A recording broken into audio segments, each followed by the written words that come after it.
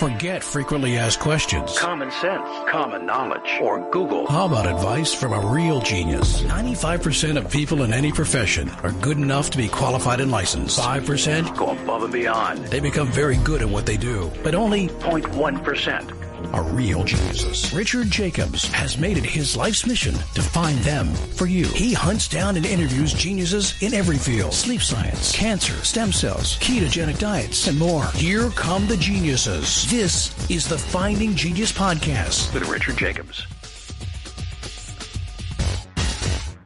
Quick note before we begin, the Finding Genius Foundation, as part of the Finding Genius podcast, has recently completed a book about understanding viruses. So the creation of this book was to interview 100 virologists, ask them a lot of deep, difficult questions, take the most difficult questions, and then re-interview the top 25 or so and ask them the hardest questions I could think of. And we compiled that all into a book. So you'll see question and 4 or 5 experts' answers. Question, 4 or 5 experts' answers. There's about 30 questions in the book. I think it's a great read for the layperson and for the researcher. It talks about a lot of speculation in the world of viruses, such as are they alive or not, and why is it important? Why do viruses go latent or hidden or ineffective or sit in a person or an animal or another creature for weeks, months, years, and then suddenly become virulent and affect that person? So there's a lot of really provocative questions in the book. It's now on Amazon. So if you go to Amazon and type in Finding Genius, you'll see the book on viruses. It's also on Kindle. The Audible version is in production and should be ready in approximately a month. But if you want to go and order it now, you can do so again by going to Amazon or Kindle, or go to findinggeniusfoundation.org and go to publications. There's an opportunity as well to get the transcripts of all the interviews and to hear the original interviews themselves. If we put them all together, the book would be about 1,000 pages, but we condensed them down to make it juicy and concise and tight and very interesting. So I hope you'll check out the book. We're now working on one about cancer, but this is going to be our goal is 3 times a year to come out with these masterclass books that I think will inspire new scientific research, and I hope you'll check it out. Thank you. Hello, this is Richard Jacobs with the Finding Genius podcast, now part of the Finding Genius Foundation. I have Samantha Wright. She's founder of the Essential Oil Revolution. She also runs a podcast called the Essential Oil Revolution Podcast, and she runs a podcast on podcasting itself called Pineapple Podcast. So thanks for coming. How are you doing today? I'm doing well. Hope you're doing good. Thanks for having me. Tell me about your background. How did you get into essential oils? Yeah, well, they were introduced to me by a friend. And when I first heard about them, I was kind of like, yeah, whatever. I've been using natural tools my whole life. I've been into herbalism for a while. I don't see how these essential oils can be any different than what I've been doing already. But I just kept hearing all these amazing stories about how, these essential oils helped some kid get off their asthma medication or help someone lower their antidepressants or whatnot. And I was like, well, gosh, can this all really be true? And so I finally gave them a closer look. I realized that there's a big difference in the market as far as the quality of oils that are out there. And so it really matters the intention behind using essential oils. It really matters what kind of quality you're using. When I finally got my hands on some really high quality oils and started using them for myself, I was just amazed at what it was doing. I used peppermint oil to help with my allergies. Whenever anyone in my household would get sick, we'd use an immunity blend and we'd be, over that cold or flu in no time flat. And as a busy mom, I was really attracted to just how easy they were to use. I could just literally unscrew a bottle and apply some oils or throw it in my diffuser and boom. So I loved how easy they were to use. And I just really fell in love with how powerful they were. Were you making your own oil concoctions or were you using off-the-shelf pre-made, models and stuff? Yeah, I was typically just buying it from my friend introduced me to Young Living. That's this one brand of essential oils out there that kind of specializes in therapeutic grade oils. And that's where I would buy from. Like, as I said, I was a busy mom. So the less that I had to do for myself on my side, the better. But I did have a lot of fun throwing together different scents in my diffuser and kind of concocting different recipes that way for sure. What conditions did you have that you wanted oils to help you on? Like, how did you get the impetus? Was it just curiosity, or was there something really bothering you wanted to fix? It was mostly curiosity, but the first thing that I started using it for really was my allergies. I'd been suffering from allergies my entire life. I live in the mountains of North Carolina, which is a very biodiverse area. There's a ton of pollens and grasses and things like that that bloom around here. And so it seemed like just about 50% of the year I would be miserable. And, my friends would always make fun of me. I'd be walking around town with like a giant, I actually used like cloth diapers as my handkerchiefs. Like that's how bad my allergies were. And so I started using them for that and was really astounded how quickly they really affected me. I would start my day out with a quart mason jar full of water, add about 3 drops each of lemon, peppermint, and lavender essential oil in there, mix it with a little honey, and sip on that throughout the day. And it seemed to just calm my whole system really quickly. And then if I needed a little bit of extra help, I'd put a drop of peppermint under my tongue and it would just dry out my sinuses really quickly. So when you apply the essential oils, they act how quickly and how strongly do they act? And if, compare it to what you noticed about taking medications. Yeah. I mean, I had tried antihistamines for a long time. What I noticed with antihistamines is like after, using them for months on end, they kind of just stopped working and they were never really solving the problem. They were kind of just masking the symptoms anyway. And with the essential oils, they would help me get relief within, I'd say 5 to 15 minutes, just depending on the severity, but using them also as just a health tool, helping your body really increase its wellness. Like it really lowered my nervous system's response to allergies in the first place was a big difference that I noticed. So, everyone's different, and some essential oils in some cases can work really quickly to alleviate symptoms or stress or boost your mood. Or, when I burn myself on a frying pan, I'll slap some lavender oil on it and it just helps soothe that and heal that so quickly. And then other things, they take more time. You need to take things more consistently and approach it more like a vitamin rather than like a Band-Aid. So what are the different ways you administer them? Like, do you rub them on your skin? Do you put them on your tongue? Do you put them in food? Like, do you inhale them? What are the ways you take them in? Yeah, pretty much all the things that you just said. I always say that the basic 3 ways that you can use oils are aromatically, as in inhaling them, smelling them, putting them in your diffuser. Just even opening up a bottle and sniffing it is aromatic use. Then there's topical use where you're putting it on your body, on your skin. I always recommend that when you do this, you dilute your oils. So mixing it with some coconut oil or some olive oil even that you have around before applying it to your skin. Some oils are gentle enough that you could apply them undiluted, but there's really no need to do that. And if you're first starting out, especially, and just for general safety concerns, it's best to dilute them, especially if you have a sensitive skin type. The only thing you really need to be aware of when using oils topically is that any of the citrus oils, lemon, lime, grapefruit, anything that comes from a citrus plant is going to have photosynthetic properties. So you wouldn't want to put those on your skin and then go walk out in the bright sunlight, because it's going to really increase the photosensitivity of your skin and can leave you with a pretty bad rash. So for citrus oils, just avoid putting those on topically in the summertime, or make sure that you're under the shade or putting a t-shirt on or something over that area. And then the third way you can use essential oils, and this I always say can because it's optional, is using them internally, putting them in your food, dropping them on your tongue, putting them in capsules and ingesting them. Some people, there's a lot of controversy around that. So I always just say, like, you do you. I've been drinking essential oils, cooking with them, and taking them internally for years now. And they've been really wonderful for me in that way. Some people prefer to avoid that, and, to each his own, I say.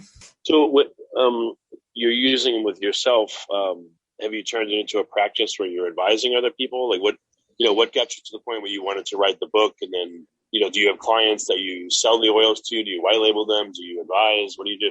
Yeah. So, well, when I first started out, I was doing it as a sort of direct sales opportunity. My friend got me interested. I was a stay-at-home mom. I really needed a way to earn some money. And my friend introduced me to Young Living as a business opportunity. So, Before we continue, I've been personally funding the Finding Genius podcast for 4.5 years now, which has led to 2,700 plus interviews of clinicians, researchers, scientists, CEOs, and other amazing people who are working to advance science and improve our lives and our world.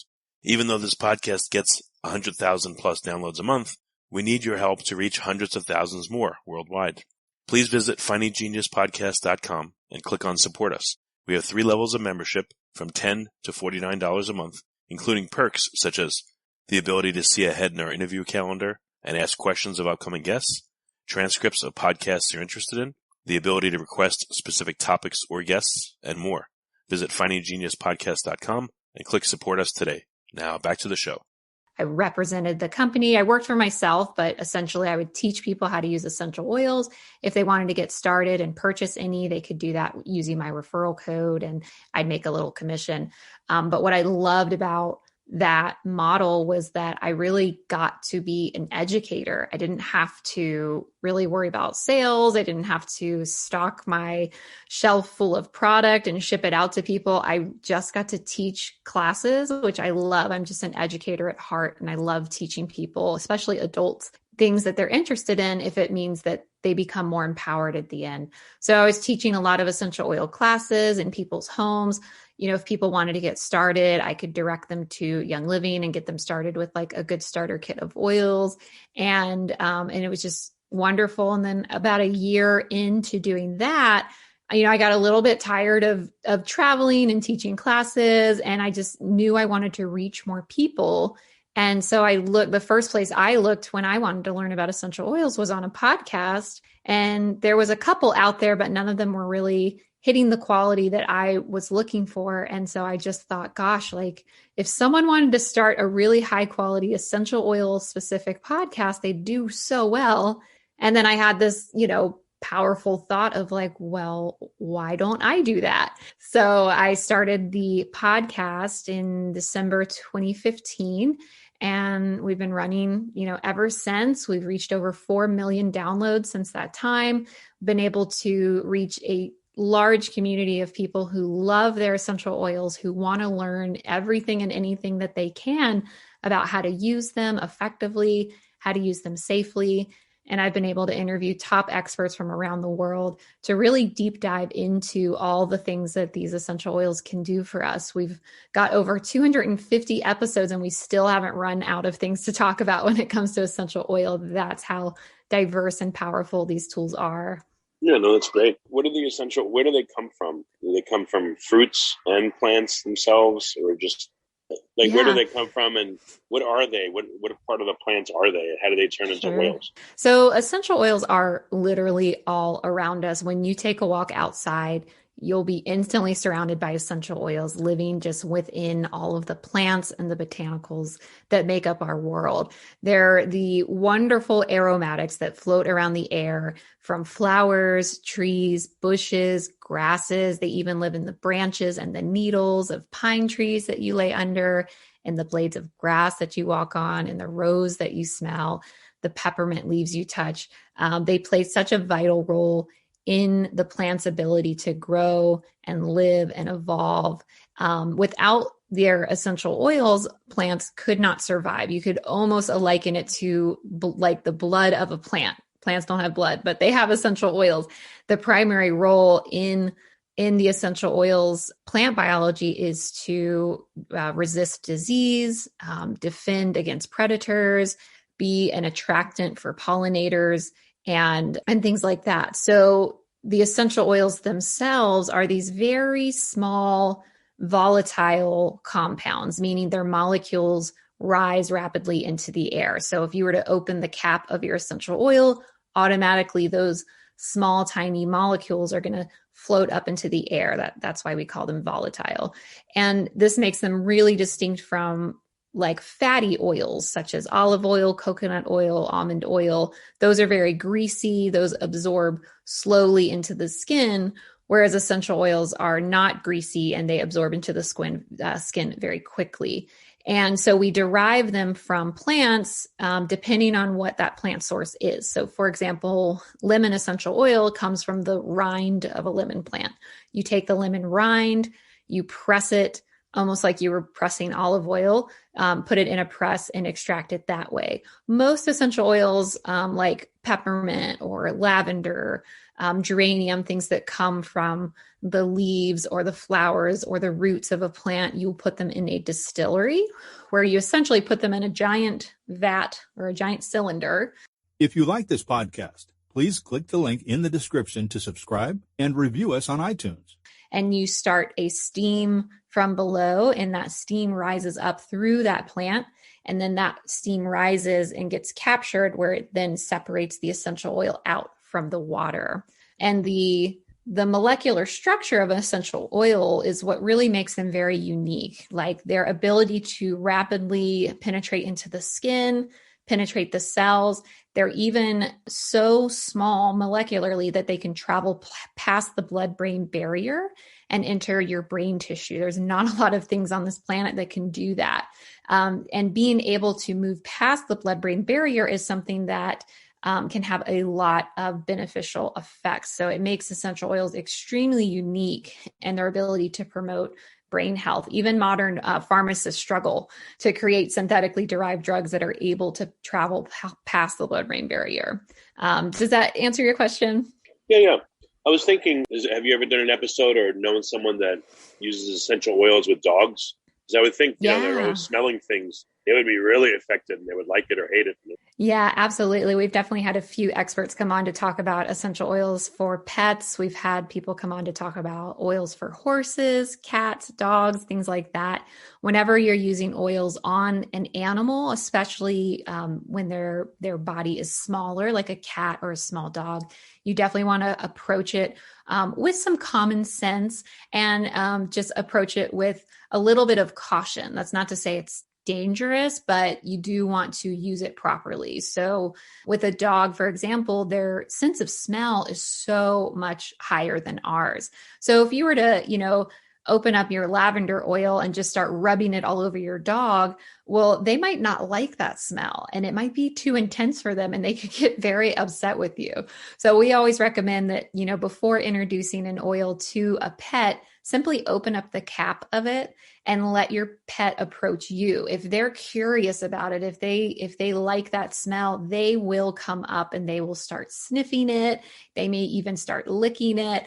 And I always say pets are very intelligent. They know if something's good for them or not. And every pet is different. Like I have a pet owner friend who has 2 dogs and one of her dogs loves frankincense. And he wants her to rub it on his fur all the time. And the other one won't touch it. And so it's kind of interesting to look at the pet world for sure. But there's a lot of oil users I know that also love to use it with horses. There's this one blend we call Peace and Calming. And for a horse that's in training or you're trying to tame the horse a little, just rubbing some of that Peace and Calming around their mane, letting them sniff it and lick it has had such tremendous results in helping pets feel more comfortable around their owners. Dogs that have anxiety disorders, you can leave a diffuser going with some calming oils while you're out of the house, and it can really make such a difference. Okay, interesting. Yeah, one time. Let me mention. Oh, sorry. Go ahead. I wanted to mention real quick that cats are the only animals that you really do need to be more cautious with when it comes to essential oils because of the way that their livers process the essential oils. It's a little bit different than ours. So oils like cinnamon, clove, thyme, cassia, oregano are very high in phenols, which is a certain chemical constituent. And so if you overuse those oils, they can build up in the cat system over time if overused and have some damaging effects. So definitely want to do a little extra research when it comes to cats and make sure you're using a very high quality oil around cats as well. That being said, I know thousands of cat owners who have been using oils with their cats for years, and their cats are very healthy and happy. Well, if an owner uses oils in themselves, how do the cats and dogs react differently to them? Do they? Do they stay away from them? Do they lick them? What happens? Yeah, I would think that if an owner is putting a lot of oils on topically and the animal disliked that scent, then they'll probably exit the room and not really want to be around you till that scent kind of wears down. I always say when using oils with pets, give your pet freedom of movement. Don't trap them in a room with essential oils and not allow them to leave. Because again, I think animals are intelligent enough to know, hey, I don't like that smell, or this doesn't feel good to me. So I'm just gonna, skedaddle out of here. But, and then the opposite is true. If your pet really loves an essential oil and you've got some on your hands or, on your chest or whatever, I could see them like coming out wanting to snuggle a little more with you for sure. Yeah, I tried to, I was eating sushi one time and I tried to show the wasabi to my dogs and they didn't like it. They literally like curled their lips back when I Yeah. put it in. So it was kind of funny, I knew they didn't like it, but it was funny what they did. They didn't move their heads back, but their lips curled back to like get away from the smell. Yeah, it's interesting. Yeah, animal. I think if you know how to read your animal, then follow their lead and everything's good. So what things do people tend to commonly use essential oils for that is most successful for them? Like what kind of ailments or problems are common? Yeah, well, I'd say lavender by far is the most well-known essential oil. Everyone kind of goes to lavender for all things relaxation and sleep, but it's also great for soothing any sort of skin condition. Like I mentioned earlier, if I burn myself on a frying pan or something, I'll just put straight lavender on it. If you are using lavender on a burn, make sure that you're not mixing that with a carrier oil because carrier oils can kind of trap in that heat. So you would just want to take straight up lavender oil, put it on that burn, and you'll notice that it will heal at least 30% faster. And it'll also soothe that pain as well. We kind of call lavender the Swiss Army knife of oils. So if you're not really sure what oil to use for something, go revert to lavender. I used it in my allergy protocols. I would drink it in my water or take it in a capsule. You can also use lavender in like an Epsom salt bath. So you can mix it with some Epsom salts, jump in the bathtub. It's going to soothe your skin. It's going to boost your immune system. It's going to promote a sense of calm. It's going to be great.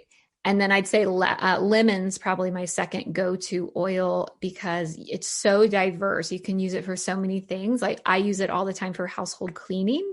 I'll mix it in with like a DIY household cleaner or a window cleaner.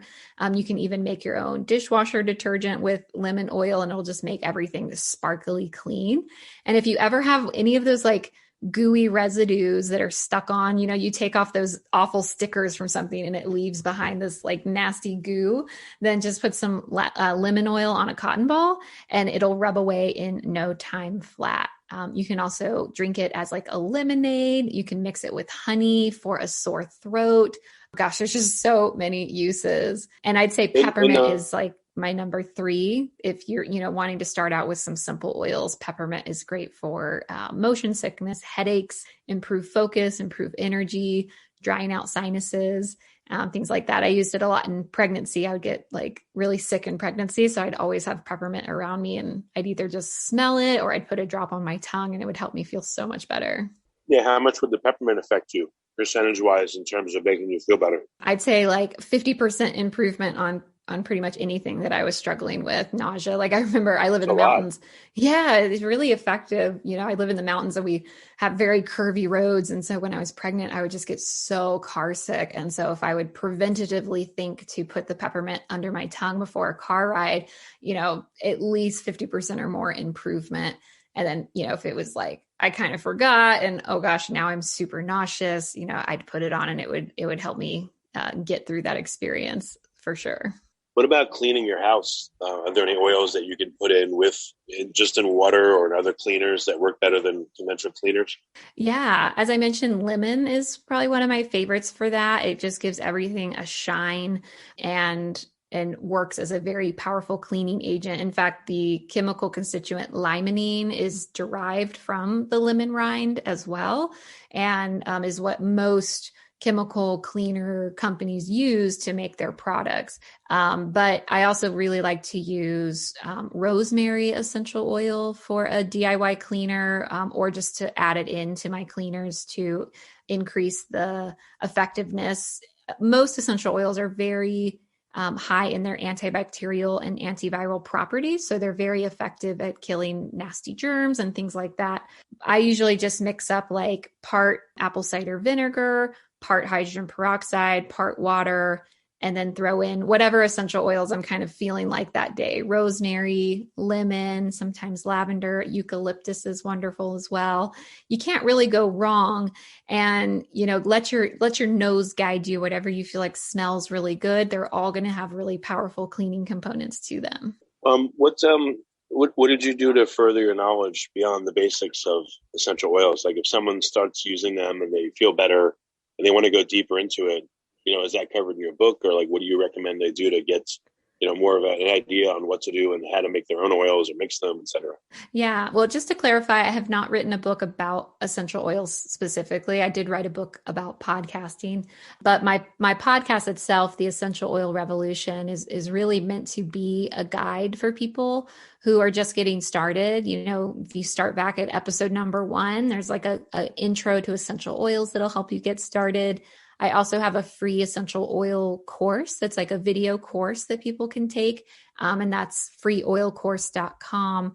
And that also comes with a free ebook that covers recipes, the top 5 oils to get started with, the safety. I've got cheat sheets in there for safety protocols and whatnot. And I mean, pretty much will cover everything you need to know to at least get started. And that's the thing I love about oils is once you know the basics, you can just go, you can dive in, you can experiment, you can have fun.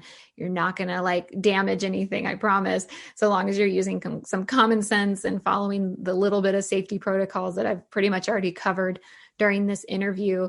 But then at the same time, if you want to dive in further and you want to use them in more of like a clinical setting or really deep dive into essential oils for your specific situation or health journey, then there's some great reference guides out there. I really like to buy literature from discoverlsp.com, life science publisher. They have lots of reference guides where you can look up essential oils for headaches or psoriasis or acne. You just look up your symptom and it'll give suggestions for essential oils to use. But one of the reasons I started my podcast is because I had so many questions and I was hearing all these stories and I was like, gosh, there's so much to learn. I'm sure if I have questions, other people do as well. And so it was really my excuse to, call up famous aromatherapists or essential oil experts and say, hey, can I interview on my podcast? I'd love to learn more about essential oils for weight loss or the frequencies of essential oils or essential oils for boosting your mood. And it really became this huge public free resource for anyone to use if they want to learn more about essential oils. Yeah, no, that's really, really cool. What unanswered questions do you have about them? Even though you've done so many podcasts about them, like what's the frontier of essential oils and who's working on it? What are some of the questions that are still big that are out there about it?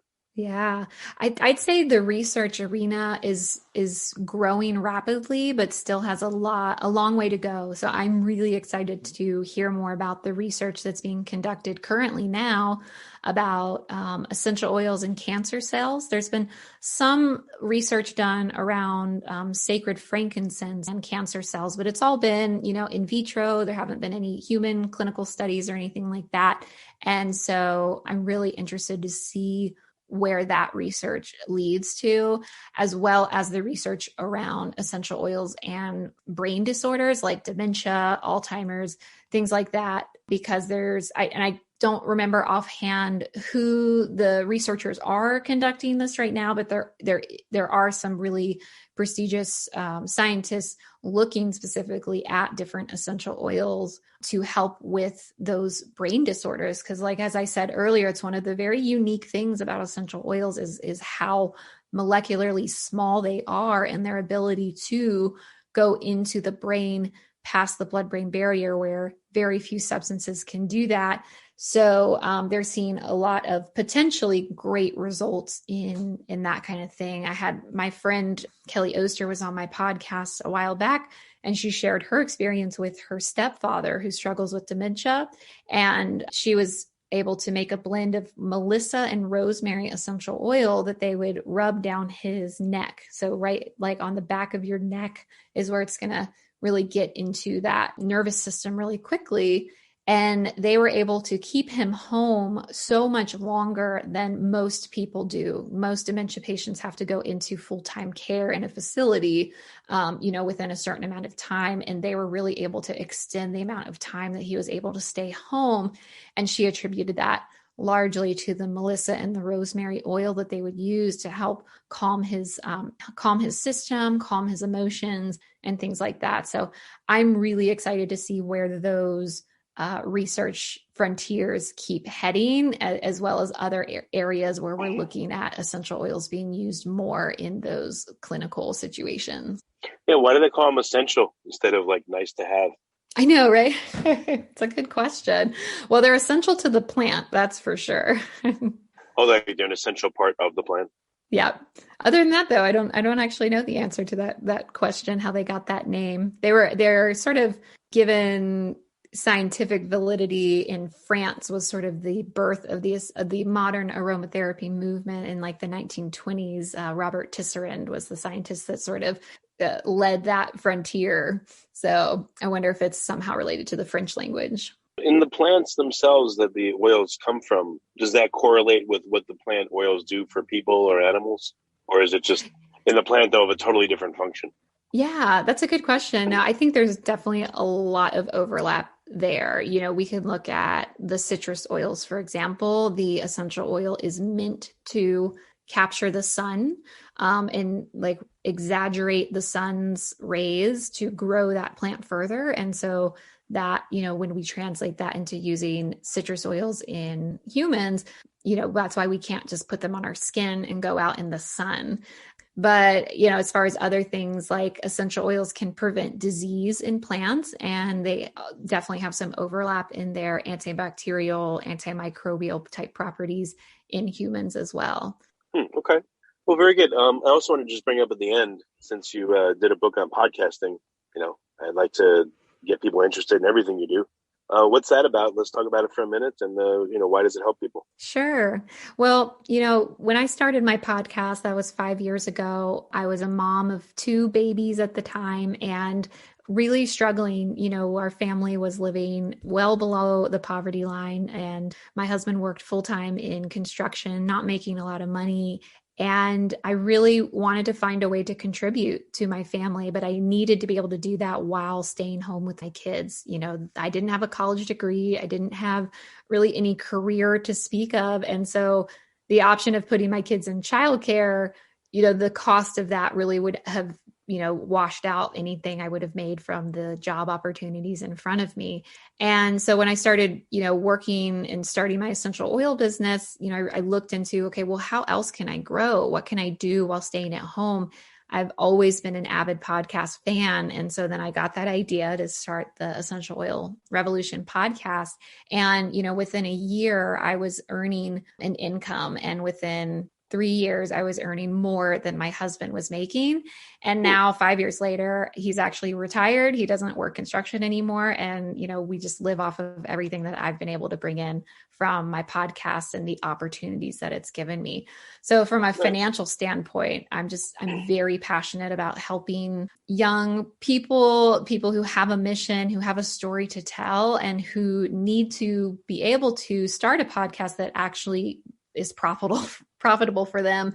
But if they were in my shoes, I had a very small budget to start out with. So that's where my book, Pineapple Podcasting, came into play. I wanted to write a book that people could buy, that was cheap, that taught them everything they need to know to start a podcast on a shoestring budget, that also could turn into a career for them or bring in income for them. So I launched that book, and that's been fabulous. And actually this April, I'm launching an online course around that as well. So people can really deep dive into that world And it brings me so much joy. I love the world of podcasting. I love the thought of helping people craft their ideas and put them out into the world, because that's what podcasting can allow for people. It's a very low cost medium to get into that packs a huge amount of power. Like, just think that pretty much anyone with a microphone and a computer can craft their own show. They can be the producer of their own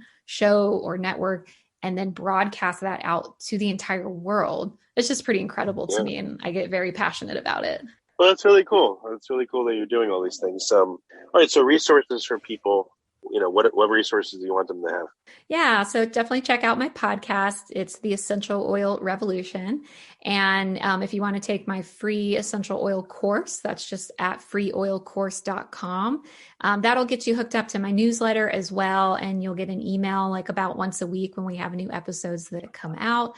And if you're interested in learning more about podcasting, just go to pineapplepodcasting.com. So lots of places to go. And if you're on Instagram, I'm there at Sam Lee Wright. It's LeeWright. That's great. Well, Sam, thanks so much for coming. I really appreciate it. Thanks so much for having me. I really appreciate you letting me share with your audience, and keep up the great work with what you're doing over there too. If you like this podcast, please click the link in the description to subscribe and review us on iTunes. You've been listening to the Finding Genius podcast with Richard Jacobs.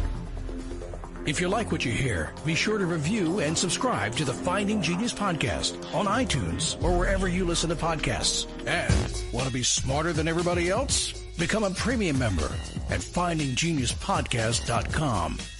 This podcast is for information only. No advice of any kind is being given.